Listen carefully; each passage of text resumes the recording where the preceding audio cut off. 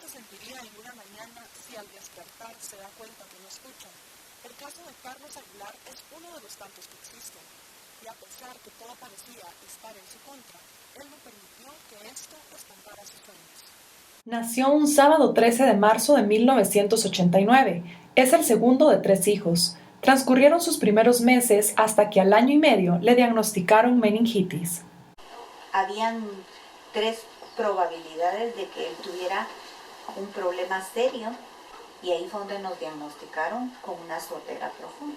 Se graduó de bachiller en computación del Liceo Canadiense. En este tiempo, Teto, como suelen llamarle su familia y amigos, adquirió la habilidad de leer los labios. A los 14 años sí tuve una pequeña dificultad con el problema de su sordera, porque entonces él ya empezaba a quererle hablar a jovencitas. Me lo dijo a mí que él no quería ser sordo. Por esta razón, sus padres empezaron a ver la posibilidad de conseguirle el aparato auditivo, el cual tenía un costo de 250,000 quetzales. Fue el jefe de su papá quien les donó el implante.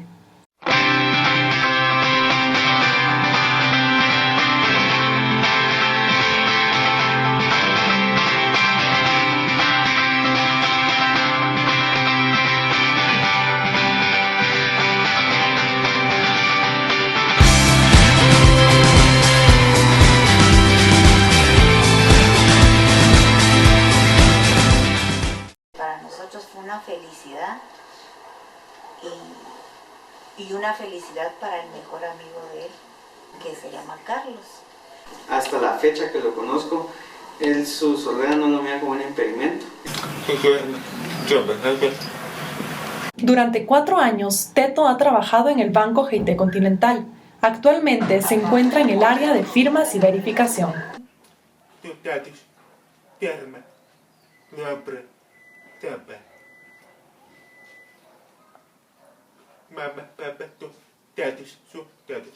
De la misma manera, Gustavo Leal, su jefe, menciona que esta experiencia ha sido todo un reto.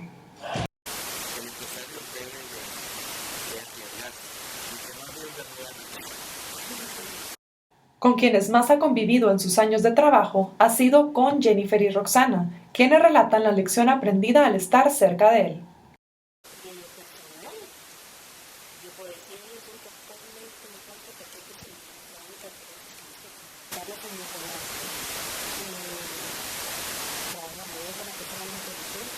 A lo largo de sus 25 años, Carlos ha sido un ejemplo de vida para todas las personas que lo rodean. Siempre fue amigo de todos, nunca se detuvo ni fue un obstáculo que él se desenvolviera como persona.